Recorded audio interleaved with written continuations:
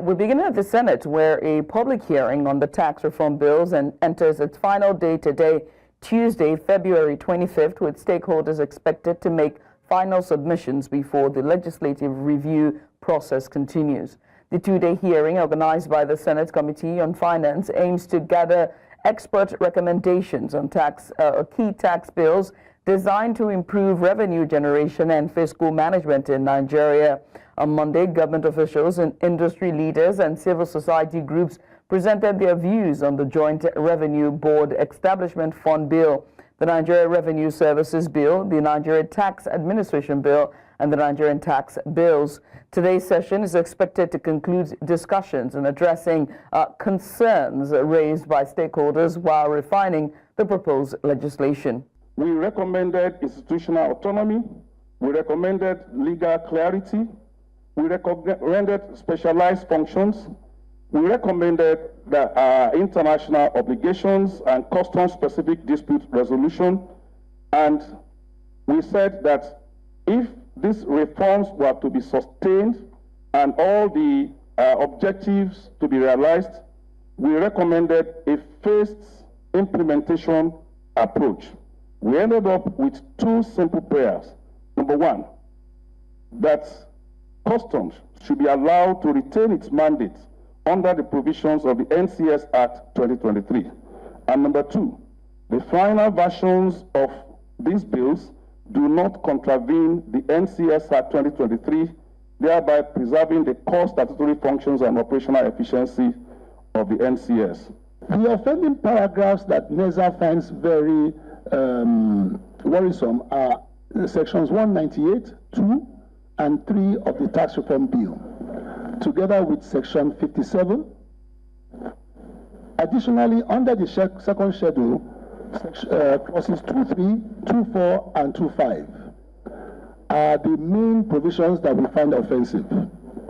What is worrisome about these provisions is that by virtue of section 198, the benefits that accrue under the NESA section 8 and section 18 have been amended and repealed. The implication is that those non-tax avenues that were available to the investors have been completely removed by this proposed amendment. What that means, in essence, is that those incentives will no longer be available.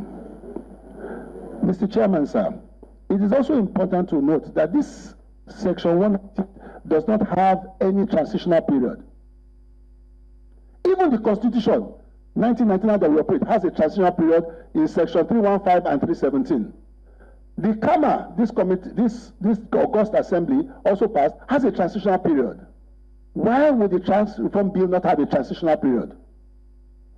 Why completely abrogate those benefits that are accrued under an existing? The Nigerian Senate is currently deliberating on the actions of Senator Natasha Duaga, Kogi Central, following last Thursday's heated exchange with Senate President Godwin. Senator Duaga, who engaged in a shouting match with Akpabio during plenary, had refused to vacate her previous seat after a recent reshuffling prompted by the defection of 2 senators of the All Progressives Congress APC.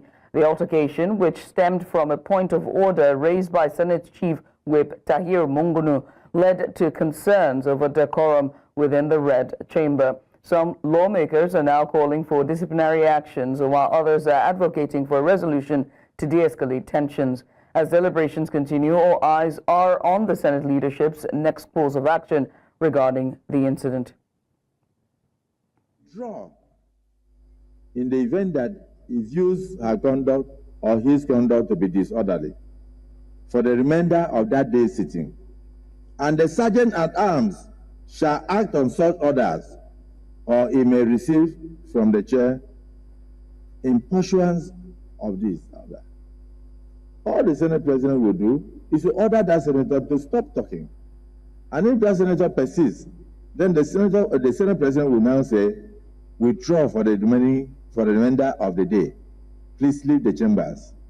And then he doesn't even need to call on the Sergeant-at-Arms. It is the job of the Sergeant-at-Arms to immediately enforce that order. Now, I want to take us to section 55. I don't want to go down. You go through that section 66, you'll see others. But look at 55. Behavior of senators in the Senate. This one is a general thing. We must read this when given to us. It's like a Bible in the church. It's like a Quran in the mosque. And let's go over to the Lagos State House of Assembly matters, where we understand that a prolonged speakership crisis may soon be resolved following intervention by senior leaders of the All Progressives Congress, APC.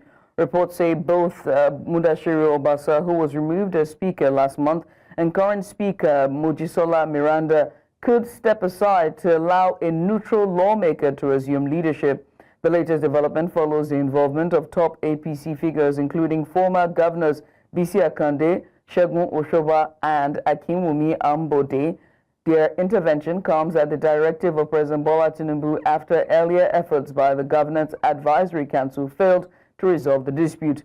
The crisis erupted on 13th of January 2025 when 36 lawmakers voted to remove Obasa, installing his then deputy Miranda in his place. Obasa, who was in Atlanta at the time, rejected his removal, inciting his remains that he remains the rightful speaker. However, his colleagues remained resolute in their decision. Away from that, President Bola Tinubu has congratulated Governor Lucky Aiyedatiwa on his inauguration, urging him to prioritize the interests of the people of Ondo State. Aiyedatiwa, who succeeded the late Governor Rotimi Akeredolu, was sworn in on Monday in Akure, the state capital. In a statement by his spokesman, Bayo Nanuga, Tinubu encouraged Aiyedatiwa to build on his predecessor's legacy and ensure that his leadership enhances the well-being of the people while contributing to national progress. The president also commended Aiyedatiwa's dedication to governance and urged him to seize this opportunity to drive meaningful change in Ondo State. And now joining us to discuss this, we're joined by our political analyst, Henry Olonimoyo. Mr. Henry Olonimoyo, many thanks for joining us. We appreciate you for doing this with us. Let's just get started because we're pressed for time. In light of President Tinubu's advice, what specific governance strategies should the new governor of Ondo adopt to ensure that, that he stays true to the people's interests while managing the state's development needs? Yes, thank you. I think firstly, you must dialogue with the people and feel the pulse of the people. If you're talking of the low-hanging fruits, I think there are a lot of uncompleted projects from the last administration that I think that the governor should look into completing. And after completing them, based on the outcome of the dialogues across board in the state, he can begin to implement and then put his own imprint on governance in Ondo State. And I believe that with just 4 years to spend, he doesn't have an excuse for distraction. I believe that he should remain focused to bring the best for the people of Ondo State. And President Tinubu's directive comes amidst a broader political landscape. How does the governor maintain political autonomy in decision-making while aligning with national policies promoted by the president? Yes, thank you. We are still a federation, and despite the autonomy of a state, there are projects that even the federal government can partner with the state government for. There are strategic assistance that the federal government can give to a state. You would also remember that the governor, just some days before swearing in, visited the deep sea, the location of the deep sea port for Ondo State, and by road that's about 40 minutes from Ondo State to Lagos. And I know that if he wants to develop that place for Ondo State, there's need for the cooperation and synergy with the federal government to get a port situated there and to get necessary approval for it to happen. So there's always a need for synergy with the government at the center. And how can the new governor effectively translate the message of prioritizing people's interests into actionable policies that would directly impact the socio-economic development of Ondo State? Yes. For me, I feel that the governor has to do everything to make a name. Some naysayers have said that nothing much will come from him. Some others have said, but I think this is his opportunity to put the marker on the ground and really make a name and raise the bar of governance in Ondo State, and I did not see anything stopping him from doing that.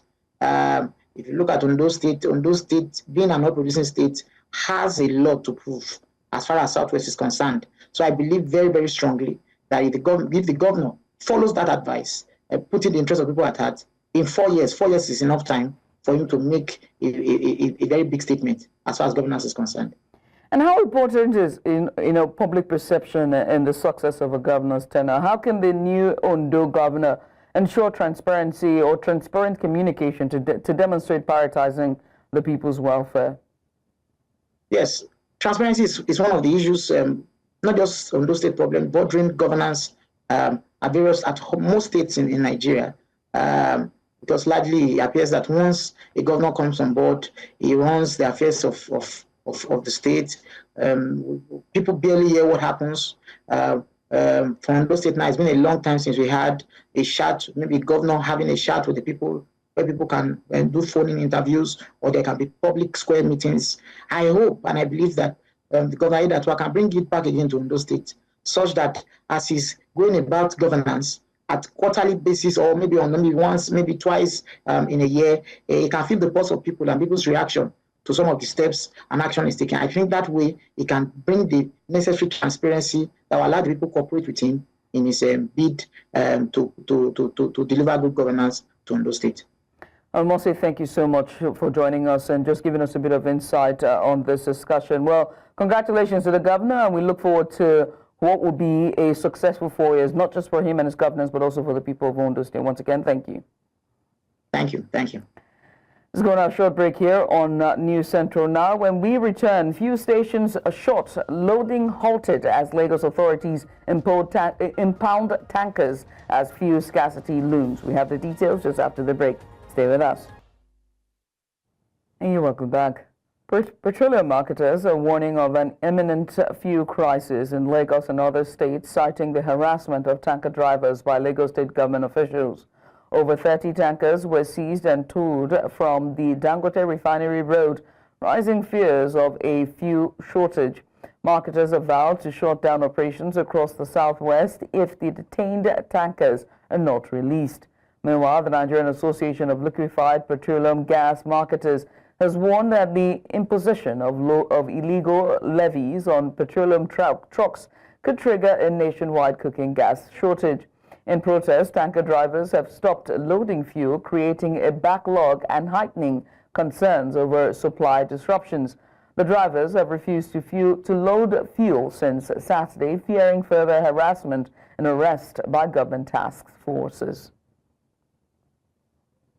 Multilateral association comprising of the Nigerian Association of Road Transport Owners, Maritime Workers Union of Nigeria, and the Association of Maritime Truck Owners have issued a 3-day ultimatum to shut down services on port access roads and embark on an industrial action throughout Lagos State. The group is protesting the exploitation and life-threatening injuries sustained by its members. News Central's maritime correspondent was at a press conference where the association issued the ultimatum and filed this report. Take a look. The Nigerian Maritime Workers and Haulage Operators are collaborating in a tripartite association comprising the Nigerian Association of Road Transport Owners (NATO), Maritime Workers Union of Nigeria (MAWUM), and the Association of Maritime Truck Owners (AMATO) to promote ease of doing business and protect the interest of maritime workers. In a press release issued in Lagos, they brought to the fore the increasingly provocative and exploitative activities of the committee set up by the Lagos state government to resolve the problem of traffic gridlock. They say the committee has derailed and is indulging in indiscriminate arrest and imposition of outrageous penalties on trucks they forcefully hijack while on their way from Brigades to the Lagos ports. They allege that these penalties, which range from 200,000 and 400,000 naira, are paid into private accounts rather than government accounts. Recent incident involving trucks released from Lily Pond Brigade, being a major brigade for Apapa Port banned trucks, which release of the said trucks was authoritatively directed by the Nigerian Ports Authority through the office of the Apapa Port Manager. Shockingly, all the trucks that were on the move following the directive of Nigeria Ports Authority were flagged down by members of the two committees and ordered to return to where they are coming from. And some of the trucks were forcefully arrested and slammed with their usual unregulated belts. In most cases, the trucks were being driven by them to their yard and later charged them to pay towing charges.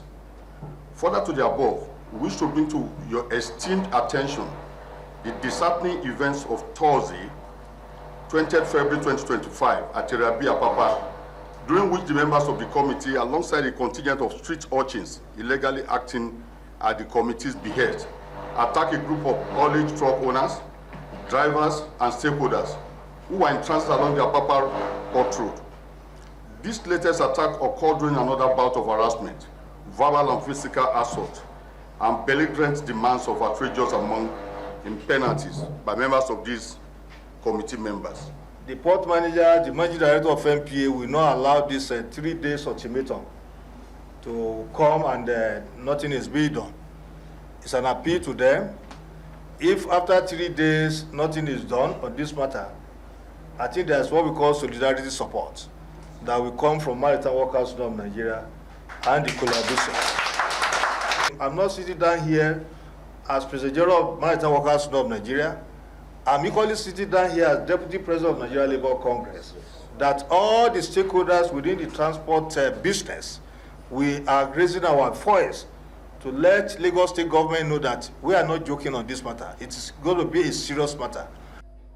As the clock ticks to the expiration of this ultimatum on Wednesday, and the negative impact it will have on the nation's economy, it is imperative that the Nigerian Shippers Council, the Lagos State Government, the Commissioner of Police, Port Authority Police Command, and all other concerned authorities look into the allegations against the Lagos State Committee on Port Access Sanity and find ways to resolve the contentious issues raised by the maritime workers to avert the huge economic losses that an indefinite strike presents.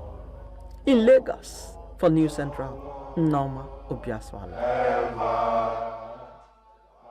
President Bola Tinubu has reiterated his commitment to continue to invest in youth as part of the federal government's vision to transform the nation. President Tinubu made this known while receiving participants of Course 46 of the National Institute of Strategic Studies in Abuja, where he called for continued collaboration with the federal government. The Director General of the Institute, while presenting a report to the President on digital economy, youth empowerment, and sustainable job creation in Nigeria, commended the President for initiatives by the federal government to leverage the potentials of the nation's digital economy and ecosystem. The National Institute, sir, has followed with keen interest the proactive steps your administration has taken to harness the immense potential of the digital economy. The approval of policies that promote innovation, digital literacy, and entrepreneurship reflects your commitment to empowering young Nigerians with the skills needed to thrive in an increasingly technology-driven world. We celebrate your visionary leadership, sir, which has inspired hope among millions of young people who seek opportunities for meaningful engagement in the economy. At the core of our administration, we set the priority since we started to empower our youths. We are not going to relent on that. We need the collaborative efforts of everybody here. The recommendation I've listened diligently and carefully to the thorough work you've done. I commend all the participants for their dedication, depth of inquiry into the vital theme. You are an asset to our country, and we will continue to collaborate. Former Central Bank of Nigeria, Godwin Emefiele, former President of the Central Bank of Nigeria, Godwin Emefiele, has filed a motion requesting Justice Rahman Oshodi's recusal from his ongoing trial at the Lagos State Special Offences Court in Ikeja. Emefiele's legal team, led by Olalekan Ojo, senior advocate of Nigeria, SAN, accused the judge of biases and urged him to withdraw from the case. The request was made during Monday's hearing, where Emefiele faces 19 charges brought by the Economic and Financial Crimes Commission, including abuse of office, receiving gratification, and corrupt demands. In response, Justice Oshodi adjourned the case until 26th February 2025, when he will rule on the recusal request and other pending applications. And now to security matters. The community of Recusal in Urumba South local government area of Anambra State has been thrown into mourning and anger following the alleged extrajudicial killing of 3 people reported to be innocent workers by the Agunechemba security outfit, a government-backed security squad. The slain victims, identified as Malaki Chimaobi Iwanyawo and Odi Kalu Chinonso from Umweze 1 and Ime Mbanu, Imo State, as well as Kosiso Chuku from Isuofa, the same hometown as the governor Chukuma Soludo, were reportedly on site for a church building project when they were gunned down. New Central Special Correspondent on Investigative Journalism, who is currently on ground on an assessment exercise of the security situation in the state, met with the a bereaved family of one of the victims, and here's what he found.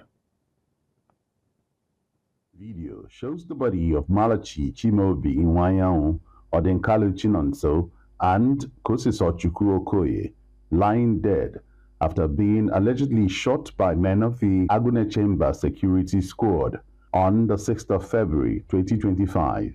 The victims were handymen working on a church building project at Recusal, Urumba South local government area of Anambra State, when they were reportedly extrajudiciously killed and labeled as unknown gunmen. Community members who knew these men and the work they were doing at the community described the workers as innocent. This is the compound of late Marcel Okoye, whose son was one of the 3 men who were allegedly gunned down by men of the Agunechemba security forces at Urumba North local government area of Anambra State.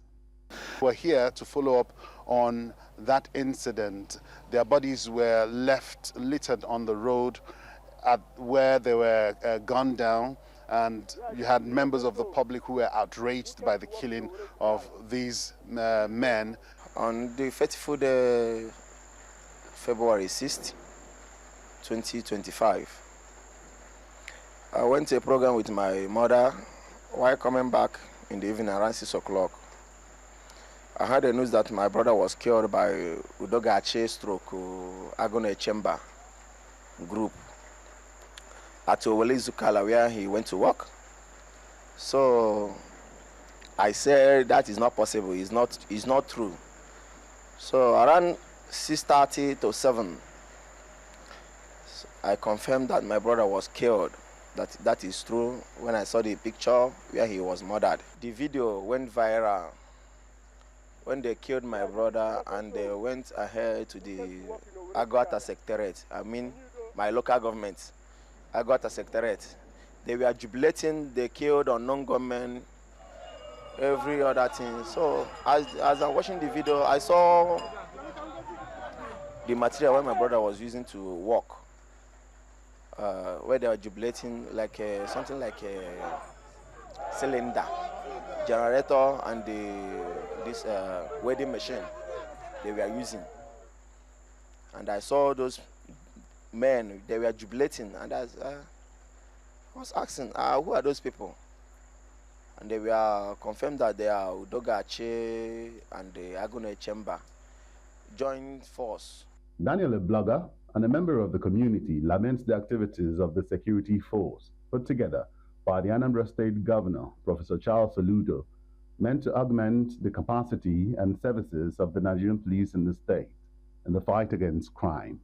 The question I keep asking myself is, what is exactly going on in Anambra State in particular right now? Like, I'm very, very angry about what is really going on in the state.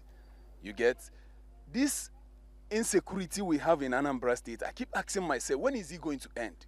Like, I don't just understand why our governor, Soludo, will create security apparatus where we say they're supposed to save us now and then they take our life. Now that one, they shock me. You cannot tell me that they will arrest you. The next thing they will ask you is for bail. They ask governor himself, did the governor give them right to arrest people and collect bail from them? And the bail money is not a small money. These guys are inside church, Catholic church at Owele Zikala. Working. Not that the guy is a Yahoo boy. Not that the boy is into kidnapping. You just go, you kill, and you still not even think about how the family will be feeling about it. Tiling work, ties. They were laying ties in the church where they went to. And the other ones, we are doing stainless rail. The guy in particular, we are doing stainless this thing. But other people were into tiling. And they take out their lives. And the governor is not doing anything about it. His own town, his own hometown. In recent times, there have been escalating reports making the rounds on social media, stressing how these new security forces operate, intimidating, harassing, and extorting the citizens of the state. It is expected that the governor of the state will move to caution his men, with hopes of getting them back in line to carry out the job according to the description and purposes for which they were originally constituted. For News Central, Marshal Anthony Onaya. Edo State Police Command has confirmed 2 more deaths in the ongoing violent clash between cocoa farmers and suspected produce thieves in Belimoti, Ovia Southwest local government area, bringing the total number of casualties to 7. The violence, which erupted on Thursday night, escalated on Friday morning when sympathizers of the initial victims launched a reprisal attack. State Police Public Relations Officer Moses Yamo, in a statement on Monday, said that the number of injured victims has risen to 6, all receiving treatment at an undisclosed hospital, up from the 4 reported on Sunday. Meanwhile, Edo State Commissioner of Police Betty Otimi has promised to fully investigate the incident, urging communities to seek lawful ways to resolve disputes rather than resorting to violence. Corpses suspected to be victims of the Carlton Channel 1 float station explosion has been found floating in the water 5 days after the incident. The NNPCL had, in a statement, said there were no casualties recorded, but residents of Iluma Turo, a community in close proximity to the flow station, are saying otherwise. News Central's Biola Festus reports. It's been 5 days after a massive explosion rocked the Cotton Channel 1 flow station. News Central's crew arrived in Iloma Toro, a community with the closest proximity to the oil field, to get the views of locals. Sadly, some of their folks who had gone fishing around the flow station at the time of the incident are yet to return home to them. There's some people from this place go to that place to go and fetch water. Then the process, the boat sank because of fear and the fire. So as the boat sank, some people from this community go to that place to go and fetch them. They don't see them. Some of the women, some of them lost their baby. You cannot keep your baby because of water. You carry it along. At least we need refitting, you give out the refrigerator. Some of them love their husband, some of them love their canoe. But you are used to canoe to do the business, making our finance. Well, a lot of persons died till now. We are not able to give account of everybody. Till today, now as I'm talking to you, some persons are still missing. Then those persons on the vessel that got exploded, till now, there is no record about them. Shortly after our arrival, news of corpses with bones floating ashore filtered in from a neighboring settlement. As I'm talking to you here now, information that is reaching us now is that 2 corpses has floated on the river. Very soon, we have asked people to go and snap them and send to us. Locals lamented that the accidents have cost them their livelihoods and put their health at risk. Our boat and net, everything got burnt. Sake of this fire incident, My husband is in the hospital right now as we are speaking. It is around that Cotton Channel 1, where the fireborn, where he used to lay his net, there he used to fish. The smell of the crude oil is affecting the people that are still around here. Some persons have been taken to hospital. Cotton Channel Flow Station is the largest oil field within Oil Mining Lease 18, which is currently managed by the Nigerian National Petroleum Company Limited, NNPCL. In a viral social media video of the incident, rescue workers could be heard lamenting possible casualties.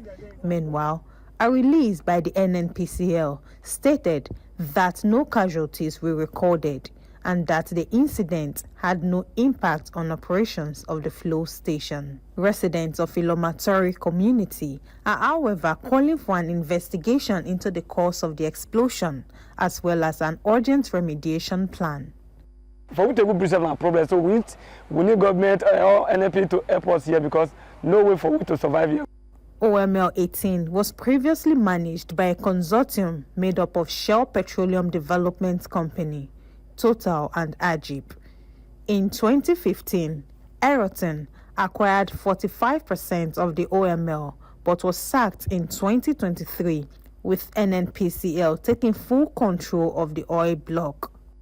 There are speculations that persisting accidents at the OML 18 block may not be unconnected to divestment of decayed facilities by previous operators to the NNPCL. In Bonny, for News Central, Biola Festus. The state government has called on residents to take greater responsibility in safeguarding public infrastructure across the state. Speaking in Lokoja, the Commissioner for Information and Communications, Kingsley Fanwo, stressed that public properties belong to the people, making it their duty to protect and preserve them. He also urged residents to report any acts of vandalism through the Ministry of Information and Communications, warning that destruction of public assets affects everyone. And you're welcome back. South Africa is hosting the 19th Meetings Africa 2025 conference at the Sandton Convention Center in Johannesburg. Under the theme, Africa's Success Built on Quality Connections. The event is organized by South African Tourism in partnership with Gauteng's Tourism Authority and Johannesburg Tourism. Meetings Africa serves as a strategic platform to showcase the continent's diverse destinations, foster business networking, encourage knowledge sharing, and promote cross-sector collaboration. This year's edition is expected to further strengthen Africa's position in the global meetings. Incentives, conferences, and exhibitions industry.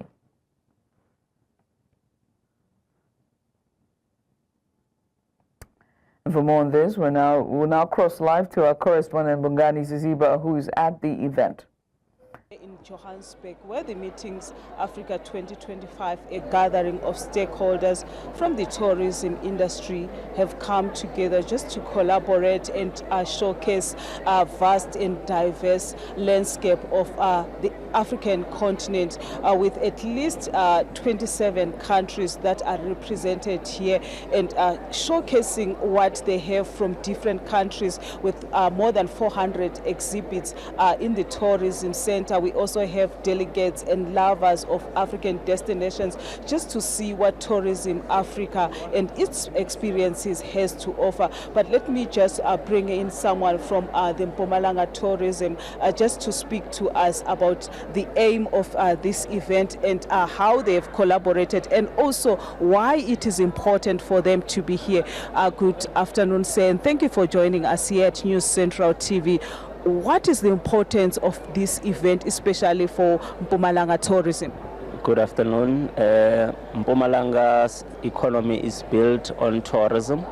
We have iconic tourism infrastructure and facilities in our province. We have for a very long time been sold as a leisure destination. We are now focusing on the MICE sector. Hence, we are attending this exhibition, Meetings Africa, so that we transcend from being a leisure destination to being a business tourism destination as well. So we have brought over 6 facilities that are located in our province to come and network with the tourism industry, with our partners from across Africa, so that we can start to attract conferences and conventions to be hosted in our province. Thank you so much. Let me just bring in a representative from Eswatini Kingdom Tourism just to speak to us about why this event is important to you and what are you bringing along, what destinations, what tourism destinations are there in Eswatini? As small as we are rich in culture as well as tourism. One of the things that people love about Eswatini is our culture. We do have an array of events that we host on a month-on-month basis. As we speak currently in the month of February, we have what is called Makani season, where the ladies, they brew the amarula fruit. It becomes a spectacular. We present the brew before the royalty, and there's a whole dance in spectacular. It brings a lot of attraction just to make sure that we showcase our culture. We also have fun events like the Bushfire MTN Festival, which always happens in May. It is an international festival. It has seen a lot of attraction even from overseas, from Europe. So if you are one of those people that like festivals, please make sure that you don't miss that one. Also, we also have what is called Umhlanga, which is one that is curated for the young maidens. Also, it's also a cultural experience for just, it's a cultural event that we do in order to preserve the girls, who say they must take care of themselves, preserve themselves until they get into marriage. So it's something that we pride ourselves about. What do you think Africa should do more to expose ourselves to the world in terms of tourism? Have we done enough? I think one of the things that we also need to do, we need to unearth tour operators in our countries, because they are the ones that are going to be able to curate packages, especially for people that are coming abroad.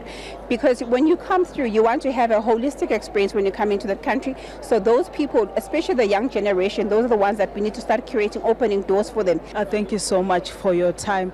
That was Eswatini Tourism just speaking to us about big economies like Nigeria, how they would also want to engage these tourism boards and also visit those countries, and also Nigerians and West African countries also visiting Eswatini. But I'll ask my colleague Bonelo Mkasibe just to show you around some of the stakes and exhibitors that are here, that are showcasing what they have. This is a 2-day conference that is not just about exhibition, but also it's a platform for networking and sharing knowledge with stakeholders, including government officials, tourism officials, professionals and individuals who also love tourism, just to share what they have and also to showcase what Africa have. So it's a 2-day event that is here, and tomorrow we continue to speak to stakeholders, exhibitors,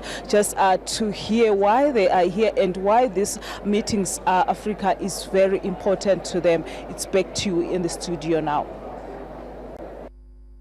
Libya and Somalia have pledged to deepen economic and security cooperation following high-level talks in Tripoli. Chairman of the Libyan Presidential Council, Mohamed Al-Manfi, reaffirmed Libya's commitment to supporting Somalia's path to stability. Somali President Hassan Mohamud expressed confidence in achieving significant progress through strengthened collaboration. Now, both nations are set to enhance security, trade and investment partnerships, a move seen as key to fostering regional stability and countering external influences. French President Emmanuel Macron has welcomed his American counterpart Donald Trump's efforts to engage Russia over Ukraine, but insists any agreement must come with strong security guarantees. Speaking at a joint news conference at the White House, Macron warned against a fragile peace deal, citing Europe's past experience with Russian President Vladimir Putin. Now, he recalled that Putin had previously violated a peace agreement due to the absence of clear security guarantees. Macron also suggested the possibility of sending French troops to Ukraine, but emphasized that such a move would require U.S. support to maintain credibility. And for more on this, I'm joined by international correspondent Afia Hagen. Afia, just tell us, what's the latest from Emmanuel Macron's meeting with Donald Trump at the White House? Well, what we really saw yesterday was a masterclass in diplomacy from President Macron. And remember, this is taking place against a backdrop at a time where relations between the US and Europe are probably at an all-time low and are changing week by week. I mean, sort of this time last week, we were getting to the point where President Trump was openly criticizing Volodymyr Zelensky, the president of Ukraine, calling him a dictator. A couple of weeks before that, Trump was saying that he was going to impose tariffs on Europe. So President Macron visiting the White House over these couple of days is really about trying to smooth over things, trying to get diplomacy back in play, and of course trying to sort out some sort of peace deal that involves the Ukraine after the invasion by Russia. What we also saw was Emmanuel Macron fact-checking President Trump in real time when he was talking about how much money Europe gives to the Ukraine during the war and how they are paid back, if they are paid back. And yes, like I said, we saw him fact-checking him in real time. We also saw him praising, flattering, gently cajoling this US president, because that is what he responds to. And he was also talking about a peace deal and saying that he believes a truce is coming and could only be weeks away. And even if a truce is declared soon, how, as Macron hopes it will be, does that necessarily mean peace in Ukraine? Well, no, not necessarily. I mean, of course, everybody wants peace in Ukraine, and no one more so than the Ukrainians themselves, but it isn't that easy. And, you know, Kiev is giving this rallying cry to the European neighbors, and they are surely answering. I mean, we saw them yesterday at that conference that took place in Kiev, and as well as the Canadian Prime Minister, Justin Trudeau, as well. But it's all about keeping the safety of Ukraine, and that cannot be done without making sure you have a force in place that can defend against Russia if Russia decides again that it wants to invade Ukraine. So Ukraine needs its allies to perhaps put boots on the ground in Ukraine, and that could be the UK, that could be France. You know, we probably won't see American boots on the ground, but perhaps they could be some sort of support or peacekeeping force.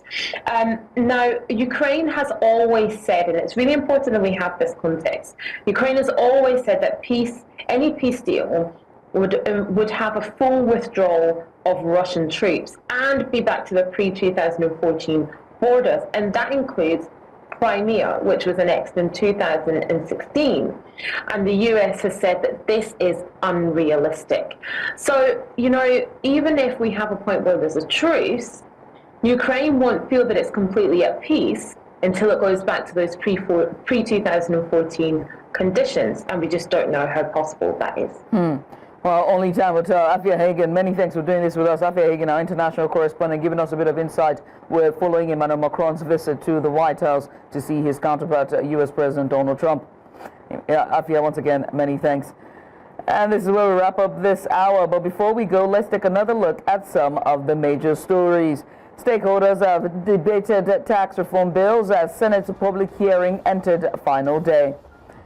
The ex-CBN Governor Godwin Emefiele has sought recusal of Justice Oshodi from fraud trial. And we also told you that Libya and Somalia have agreed to boost security, trade and investment ties. As always, you can watch News Central live on DSTV channel 422, on Star Times channel 274. We're also on Apple TV and YouTube. Many thanks for watching. I am Judith TV. Bye for now.